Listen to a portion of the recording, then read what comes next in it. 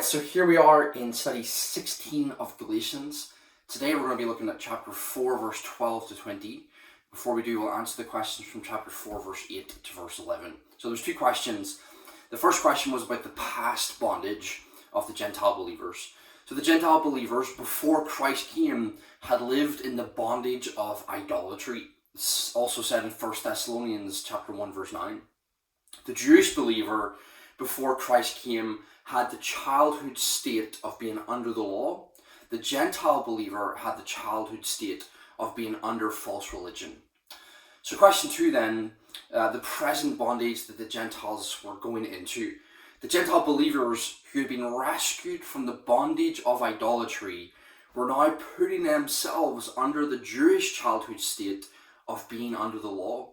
Some of the Galatians were being circumcised, beginning to keep the dietary requirements of the law of Moses and observing the Jewish Sabbaths and Feasts.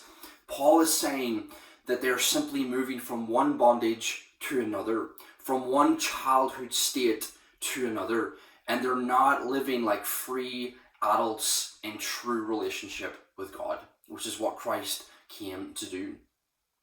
So now we're in chapter 4 verse 12 to 20, and Paul now brings a new argument out, and he begins to describe his relationship with them, and he compares his motivation with that of the Judaizers. So there's 4 questions. Question 1, what does Paul ask of them in verse 12?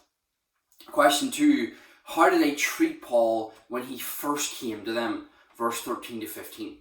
Question 3, what was the motivation of the Judaizers? Verse 17. And question 4, what was the motivation of Paul? Verse 11, verse 16, and verse 18 to 20. God bless.